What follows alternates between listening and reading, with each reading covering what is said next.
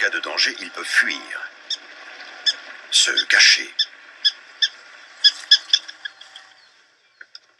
ou se défendre. Cela vaut même pour le paisible pigeon.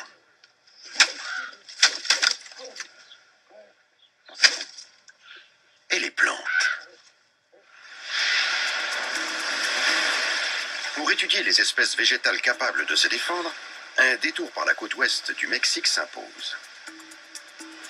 Voici la plage de Cicatela, ou plage aux épines, et on comprend très vite pourquoi elle porte ce surnom. Voici des épines d'acacia.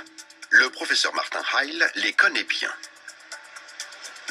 Il étudie ce qui est peut-être le meilleur système de défense du monde végétal, celui des acacias, qui poussent jusqu'à la plage.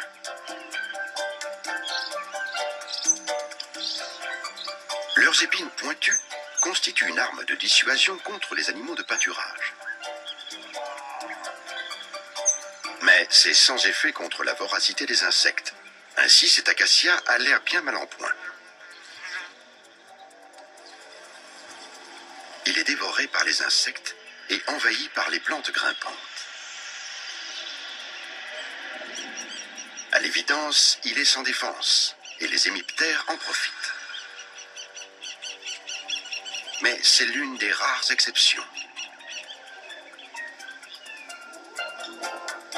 Normalement, nous explique Martin, les acacias savent très bien se défendre.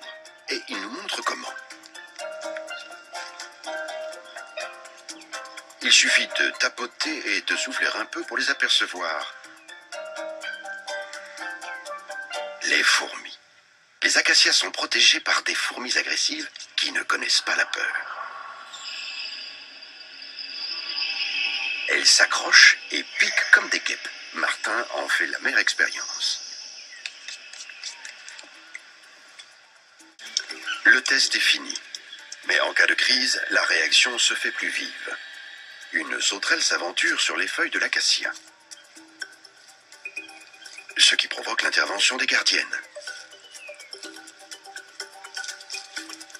Elles mordent l'intruse partout où elles peuvent. Et de préférence, là où il n'y a pas de carapace, aux articulations notamment. Sauf qui peut. Une troupe puissante, mais qui ne travaille pas pour rien. L'acacia offre le gîte et le couvert. Ses épines sont creuses et on trouve suffisamment d'espace à l'intérieur. Un endroit idéal pour élever ses petits. Sec, climatisé et à l'abri des ennemis. L'intérieur des épines est réservé aux fourmis et à leurs larves.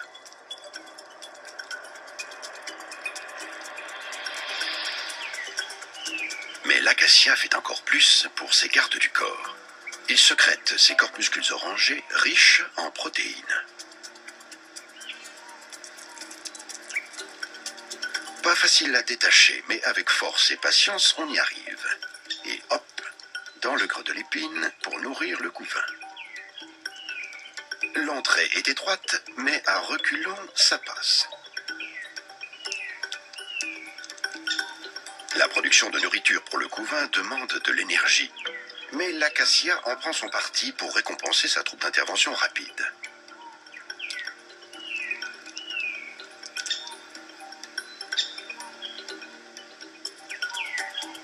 Et ce n'est pas tout, il offre aussi à boire. De cette fontaine miniature jaillit sans cesse du nectar. Il contient un sucre spécial, facile à digérer pour les gardiennes. Celles-ci sont si bien nourries qu'elles ne veulent plus rien d'autre.